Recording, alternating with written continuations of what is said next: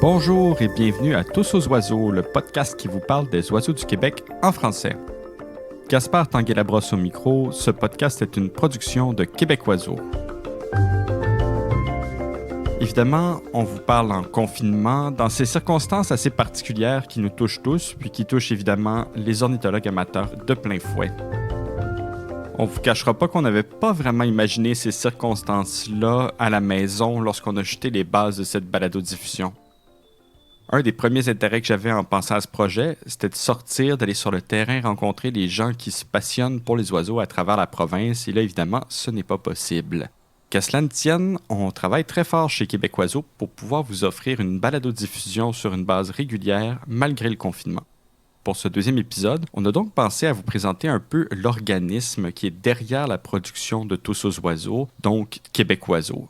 Je vais donc faire une courte entrevue avec Jean-Sébastien Guénette, qui est biologiste et directeur général de Québec Oiseaux et qui est peut-être la personne qui a le plus contribué à permettre à cette balado-diffusion de voir le jour, pour faire une courte présentation de ce qu'on espère que ça va devenir. Bien entendu, le mois de mai au Québec correspond dans presque toutes les régions à la plus belle période d'observation des oiseaux. C'est la migration de printemps, on a des grandes concentrations d'oiseaux migrateurs, beaucoup dans leur plumage nuptial qui est le plus coloré, le plus flamboyant. Ça peut sembler particulièrement difficile pour les observateurs d'oiseaux de rester dans nos régions. Au moment où plusieurs avaient des voyages ornithologiques planifiés, on se réjouissait de sortir, il allait faire beau, on allait pouvoir aller partout autour de chez nous observer les oiseaux. Heureusement, c'est aussi la période où vraiment il y a des oiseaux partout. On n'a pas besoin d'aller très loin pour avoir une belle diversité d'oiseaux magnifiques. C'est dans ce contexte-là que pour inciter les gens à faire de l'observation sans trop se déplacer, Québec Oiseaux et la scientifique en chef du Québec ont mis au point le programme des oiseaux à la maison. Le programme prend malheureusement fin le 15 mai, mais on va profiter du bilan de ce programme-là pour discuter avec la biologiste Marie-Hélène Haché de Sciences citoyennes, d'outils disponibles pour identifier les oiseaux qu'il y a autour de vous et bien entendu des meilleures façons de s'initier à l'ornithologie depuis votre balcon, dans votre cour, dans votre quartier, même si vous y connaissez rien. Il y a beaucoup de gens qui se ramassent avec du temps sur les mains parce qu'ils ne travaillent plus, les enfants sont à la maison, ils n'ont pas d'école, donc c'est vraiment un moment idéal pour commencer l'observation d'oiseaux.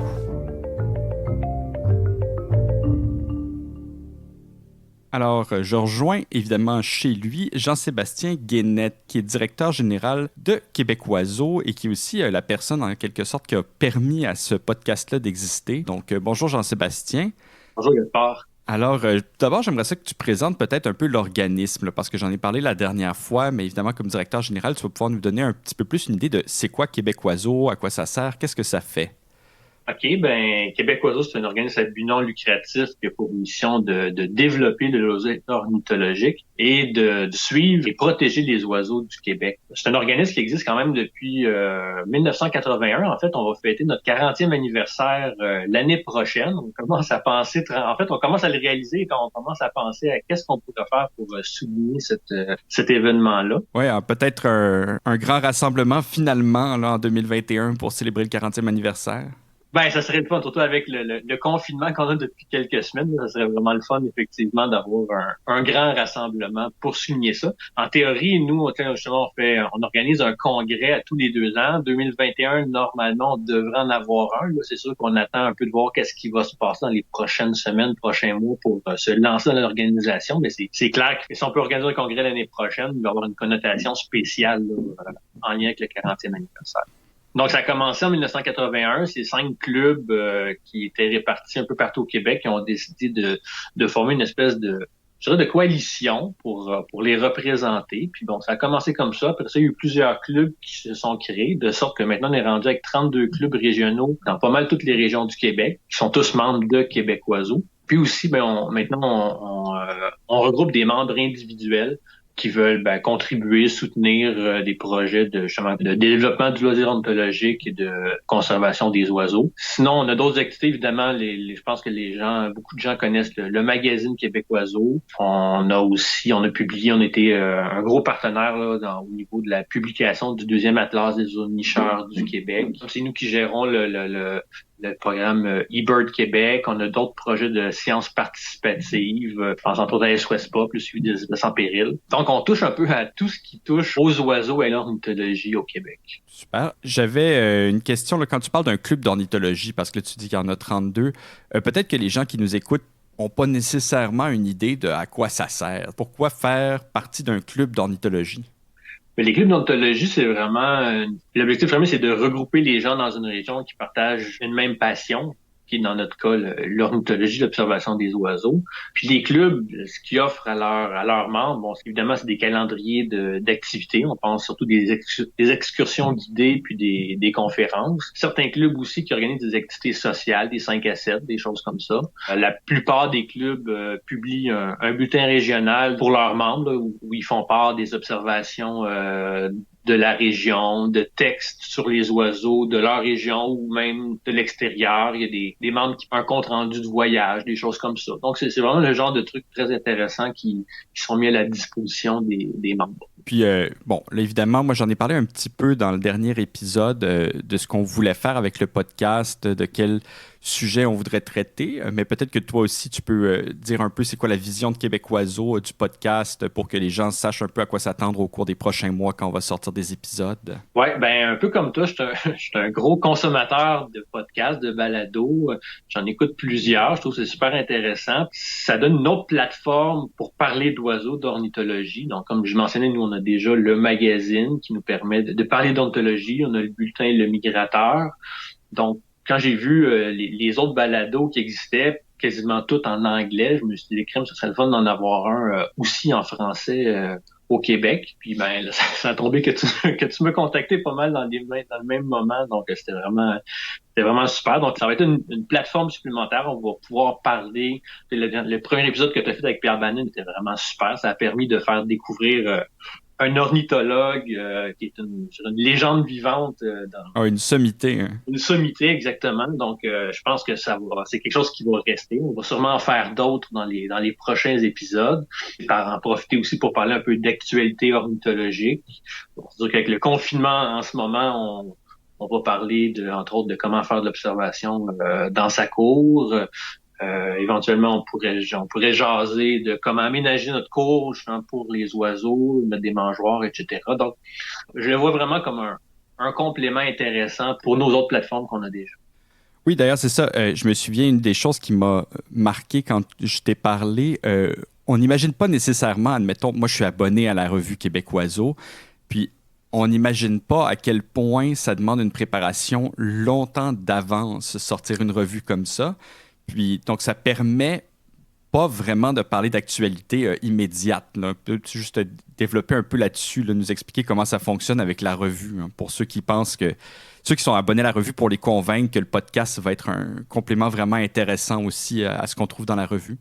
C'est sûr qu'en considérant l'impression, le montage, récupérer les textes, la révision des textes, effectivement, ça peut prendre plusieurs mois avant de publier le magazine. Donc, c'est sûr que on a une chronique actualité qui dans le magazine qui sert, oui, à mettre en valeur les types de projets, d'études qu'on voit passer dans la littérature.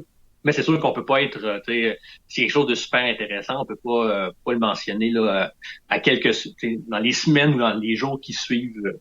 Là, c'est sûr qu'on utilise des plateformes comme sites web, réseaux sociaux pour ça.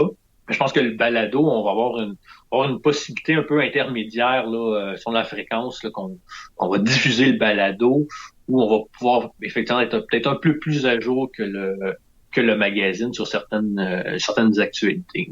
Oui, puis ça peut devenir une référence aussi, disons, c'est intermédiaire aussi dans la pérennité, c'est-à-dire que les blogs ou ces choses-là, disons que c'est plus difficile de retrouver des anciens articles, etc., tandis que le balado, à un moment donné, il y a une organisation avec les épisodes qui permet de retrouver certains sujets quand même plus facilement, j'ai l'impression, si les gens veulent revenir en arrière, retrouver un épisode qu'ils ont particulièrement apprécié. Je vais en profiter en même temps. Bon, là, c'est comme un addon que toi et moi, on est tous les deux des ornithologues amateurs de la région de Montréal, mais assurer les gens qu'on va essayer de couvrir toutes les régions. Là, tu disais, les clubs d'ornithologie, il y en a vraiment partout au Québec, puis ils sont tous affiliés à Québec Oiseau. Là, donc, on a la possibilité, n'est-ce pas, de sortir un petit peu de l'île, quoique pas physiquement en ce moment, mais éventuellement. Ah oui, ben ça c'est sûr. C'est sûr qu'avec la technologie, on va pouvoir parler avec des gens de l'extérieur de Montréal, mais c'est sûr que notre terrain de jeu à Québec Oiseau, c'est le Québec au complet. Donc, on a des clubs autant en Abitibi, en Gaspésie, aux îles de la Madeleine, à Laval, centre du Québec, etc. Donc, on a vraiment des clubs dans toutes les régions du Québec. Puis, on va pouvoir parler des sites d'observation que dans toutes ces régions-là, des certaines espèces d'oiseaux qui sont peut-être plus typiques de certaines régions, de différentes initiatives. Il y a plusieurs clubs là, qui ont des super belles initiatives là, pour suivre et protéger les oiseaux dans leur coin de pays. Donc, on va se faire un point d'honneur d'avoir une représentativité là, de toutes les régions dans notre balado. Tu dis que tu représentes le loisir ornithologique pour le Québec. Peut-être juste en conclusion, évidemment, là, toi, tu baignes là-dedans là, puisque tu travailles là-dedans à temps plein. Dis-nous donc, pourquoi est-ce que le Québec, c'est un endroit où c'est le fun de faire de l'ornithologie? C'est quoi les avantages qu'on a au Québec au niveau ornithologique? Comment on convaincrait quelqu'un de l'extérieur de venir faire de l'ornitho au Québec? Ben, on a plusieurs attraits intéressants qui sont, bon, évidemment, les plus spectaculaires. Je pense tout de suite, la migration de l'oie des neiges, c'est quand même quelque chose qui est quand même assez, je dirais, typique du Québec. T'sais, moi, j'ai vécu 5 ans au Nouveau-Brunswick, puis de l'oie des neiges, c'était assez difficile à observer. Puis quand on l'observait, c'était en petit nombre. Puis il n'y avait pas de site là, équivalent à Cap-Tourmente, Réservoir-Baudette. Ça, je dirais, c'est un point qui est quand même intéressant. Tu me demandes pour convaincre quelqu'un de l'extérieur de venir au Québec, il y a ça. Évidemment, la commune de Fou-de-Bassan, c'est quelque chose qui est vraiment spectaculaire. C'est une des plus grosses en Amérique du Nord, ou peut-être même la plus grosse, là, je suis plus Ouais, certain. je pense que c'est la Terre-Neuve qui est la plus grosse en Amérique du Nord, mais effectivement, c'est une des plus grosses là qu'on a. Une espèce, si on veut convaincre quelqu'un de venir au Québec, une espèce qui est peut-être moins spectaculaire, je dirais, mais qui est quand même intéressante, parce le Québec, on abrite plus de 50% de la population, puis je pense pas loin de 90% de l'habitat potentiel. C'est la grippe de Bicknell, qui est une espèce, là, on n'a pas d'espèce endémique au Québec, ni même au Canada, mais la grippe de Bicknell, c'est ce qu'on a qui se rapprocherait le plus de la définition d'une espèce endémique. Oui, qui niche dans les Appalaches, en fait, là, qu'on retrouve entre autres dans le coin du Mont Mégantic. Exact. Sur la rive nord, la réserve faunique des Laurentides, etc., là, il y en a Côte-Nord, en Gaspésie, on peut en trouver, mais c'est ça, c'est vraiment une espèce qui est très localisée, puis qu'au Québec, on a la chance d'en avoir plusieurs. Ben écoute, merci beaucoup Jean-Sébastien. De toute façon, je pense que les gens vont éventuellement bien te connaître parce qu'on va sûrement te réinviter au podcast. On va maintenant peut-être aller parler avec Marie-Hélène Haché du programme Des oiseaux à la maison. Merci d'avoir été là. Puis merci aussi pour ton soutien au projet. Ben, merci à toi. J'ai vraiment hâte d'entendre les prochains épisodes. Et maintenant, on rejoint Marie-Hélène Haché à Québec. Marie-Hélène, tu es coordonnatrice des programmes de sciences participatives pour Québec Oiseau, aussi biologiste de formation. Je m'en voudrais de ne pas mentionner aussi qu'en 2019, avec l'équipe de l'Atlas des oiseaux nicheurs du Québec, vous avez été nommé scientifique de l'année 2019 par Radio-Canada. On te félicite par ailleurs. Tu es ici pour nous parler du programme Des oiseaux à la maison. Est-ce que tu peux nous parler un peu de comment ce programme-là est arrivé, comment vous l'avez monté, pourquoi vous l'avez monté? C'est un tout nouveau programme de Québec Oiseau. Oui, c'est un programme dont on est très fiers. Il a vu le jour, je dirais, à la fin du mois de mars. C'est en fait une invitation qu'on a reçue du scientifique en chef du Québec. Donc, le bureau du scientifique en chef est intéressé à partager avec nous, à participer avec nous à un programme qui ferait la promotion de l'observation des oiseaux, mais à partir de la maison. À ce moment-là, nous, on lui a proposé une formule et ça a été très apprécié. Donc, on a pu démarrer le projet le 3 avril. Quelle forme ça prend exactement, là, donc des oiseaux à la maison? En quoi ça consiste? Qu'est-ce que les gens étaient appelés à faire? Le projet s'adresse quand même à une assez grande diversité de personnes, c'est-à-dire, en gros, c'est pas compliqué, là. Il s'agit juste d'observer les oiseaux à partir de chez soi. Donc, ça peut être des oiseaux dans sa mangeoire, des oiseaux qu'on voit passer au vol, ou des oiseaux qu'on entend chez les voisins. Mais le principe est qu'on reste chez soi. Le but, c'est de faire découvrir aux gens finalement qu'il y a beaucoup plus d'oiseaux qu'on peut penser à partir de notre propre cour. Puis c'est surprenant des fois, là, comme moi personnellement, j'habite à Beauport, dans un quartier résidentiel où il n'y a pas tant d'arbres que ça, une végétation assez réduite, si je peux dire. Je vois quand même dans ma cour là, une quarantaine d'espèces seulement au mois d'avril. Nous, c'est un des buts du programme, là, c'est vraiment faire découvrir aux gens que les oiseaux sont partout, peuvent les observer de chez eux. Et au lieu de courir après les oiseaux, comme on fait souvent, nous les observateurs, ben, c'est de laisser les oiseaux venir à nous. Donc, ça, c'est un concept qui est intéressant. Alors, il y a la découverte des oiseaux, puis aussi la découverte de eBird, donc d'une certaine méthodologie scientifique qu'on invite les gens à découvrir. Donc, eBird, c'est une base de données mondiale sur les oiseaux avec des centaines de milliers de mentions. Puis, c'est très, très facile à utiliser. Donc, il y a vraiment un côté, si on veut, plus général de découverte des oiseaux. Puis, il y a le côté plus scientifique où on invite les gens à rentrer leurs données dans eBird. Et à la suite de ça, il y a André Desrochers, qui est chercheur et biostatisticien à l'Université Laval, qui va se charger d'analyser les données et de présenter un rapport qui va synthétiser là, les résultats des observations qui ont été faites pendant le programme. Donc, il y a des vrais scientifiques qui vont utiliser ces données-là que les gens vont avoir acquises de chez eux, de leur balcon, dans leur cours, puis qui vont présenter un rapport avec des conclusions, là. Oui, exactement. Donc, il va avoir André Desrochers, qui est vraiment spécialisé en ornithologie, là, qui est connu, très connu dans la communauté scientifique ornithologique au Québec. Alors, lui, ça fait longtemps qu'il fait des recherches avec les données d'eBird. Parce que ce qui est intéressant avec eBird, c'est que la masse de données qu'il y a là-dedans est phénoménale. Alors, on peut vraiment sortir des tendances. Par exemple, bon, est-ce que les oiseaux arrivent plus tôt ou plus tard une année? Est-ce que l'abondance de telle espèce est plus élevée cette année que l'année dernière? Puis, au Québec, on a un réseau qui est quand même très large d'observateurs. Donc, il y a des chercheurs qui peuvent utiliser les données eBird à la grandeur de la planète. Mais nous, pour les besoins du programme, André va utiliser les données qui ont été générées par les participants depuis le 3 avril, puis il va faire un rapport avec ça. Par exemple, il pourrait sortir des informations sur quel est le nombre de participants dans telle ou telle région, combien de feuillets ces participants-là ont fourni, quelles sont les espèces les plus fréquentes, montrer aussi des tendances par rapport aux années passées. Donc, il y a beaucoup, beaucoup de choses qui peuvent être faites. Je ne pourrais pas exposer là, tous les détails de ce qu'il va faire comme analyse, là, mais il y a vraiment beaucoup de possibilités. Effectivement. D'ailleurs, c'est une des choses qui est importante, j'ai l'impression. On n'imagine pas nécessairement, mais bon, oui, il y a des gens dans les universités qui travaillent sur les oiseaux, qui font de la recherche, mais ça n'empêche que c'est pas des centaines et des centaines et des centaines de personnes au Québec qui s'occupent de ça. Donc, lorsqu'on a la possibilité d'avoir accès à une banque d'ornithologues amateurs, là, quelques milliers de personnes qui font de l'observation, ben, ça procure une quantité de données qu'on n'est pas vraiment en mesure d'aller chercher autrement, là, n'est-ce pas? Ben, ce qui est intéressant avec eBird, c'est que, dans le fond, c'est pas l'utilisation ne se limite pas aux chercheurs. Donc, si, par exemple, Québec Oiseau voulait avoir des données sur les rondelles de rivage, ben, peut faire une demande de données à eBird. Donc, les organismes de conservation des individus peuvent faire des demandes de données.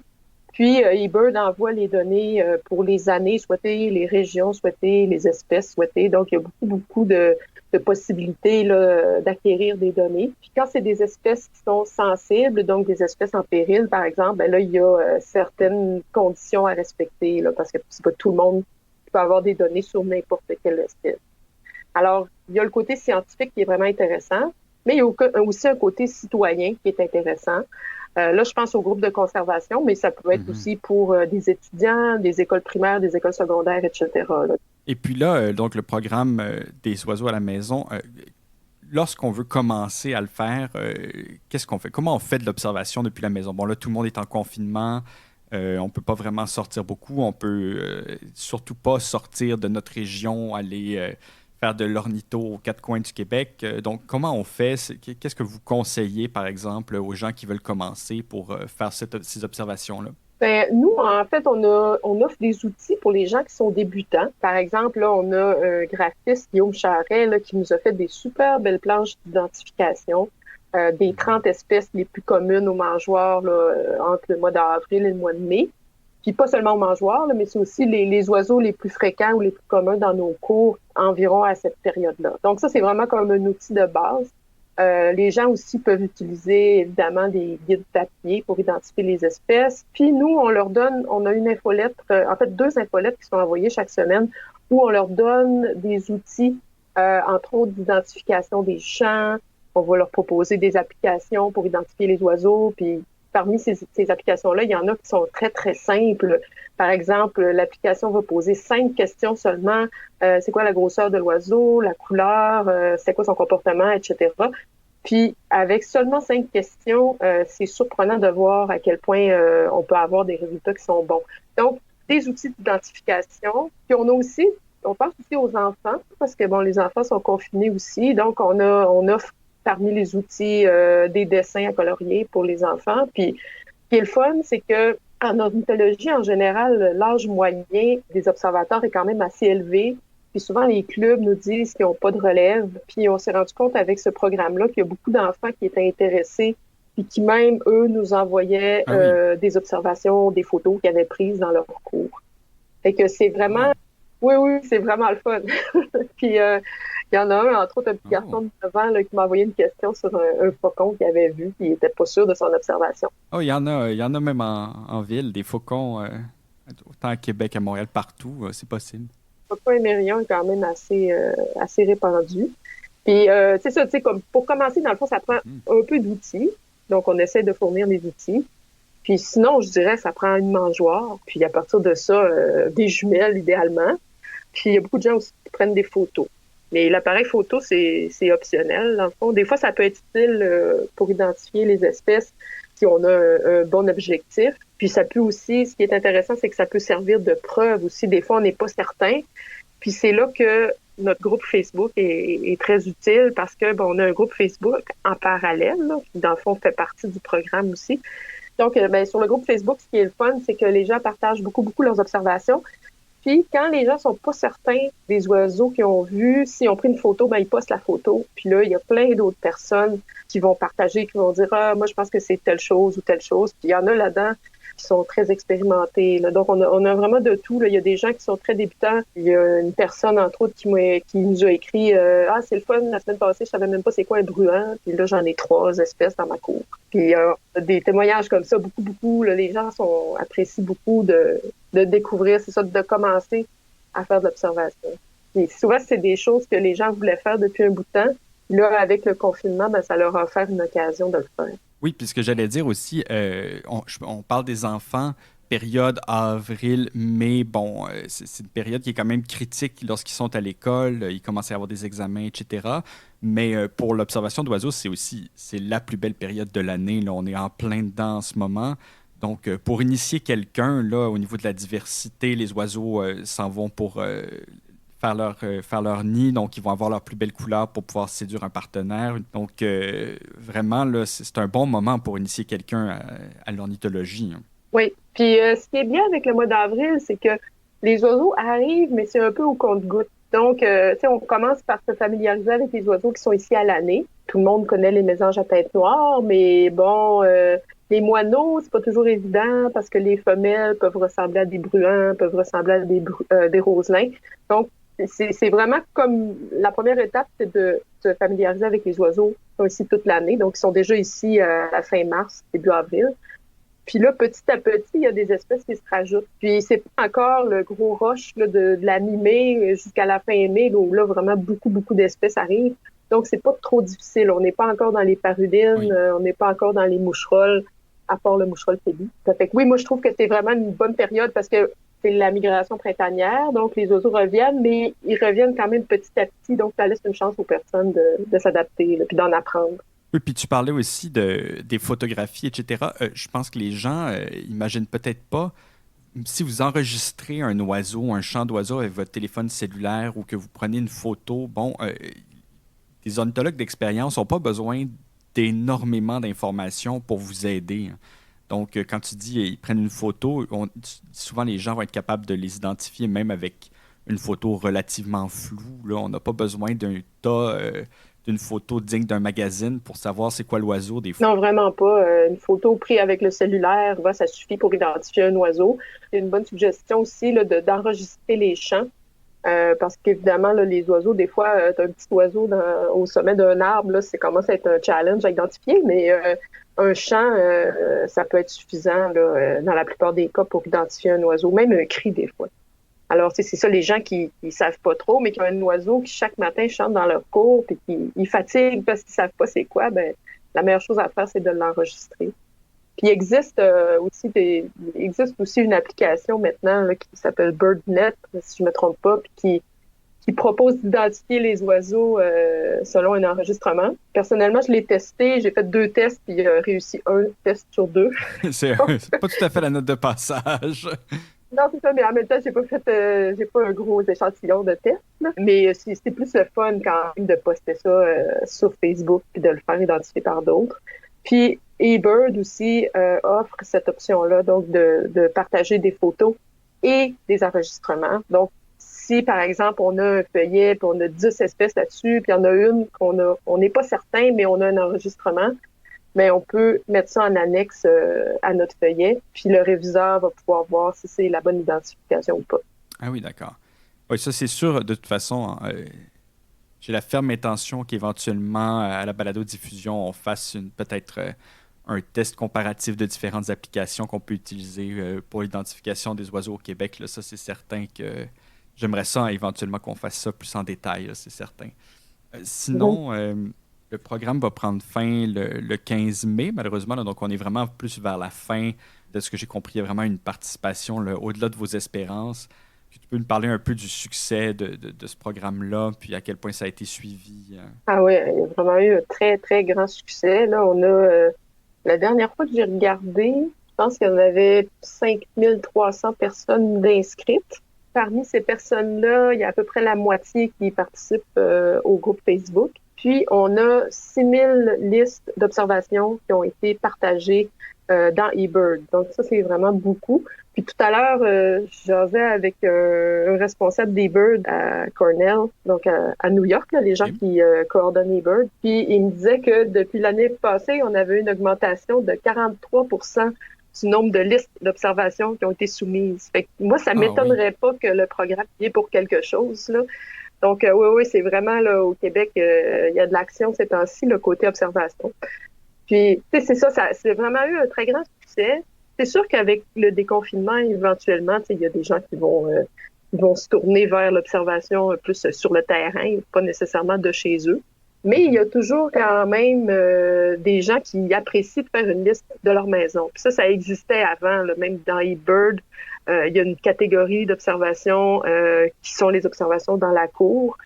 Puis on a des statistiques là, sur les cours je pense que c'est tout le monde à l'échelle de l'Amérique du Nord. Là. Il y a des personnes qui ont des cours extraordinaires là, qui vont avoir comme 250 espèces dans leur cours. Ah oui, j'imagine. Donc, je pense qu'il y a des gens qui vont continuer à utiliser eBird à faire des observations dans leur cours.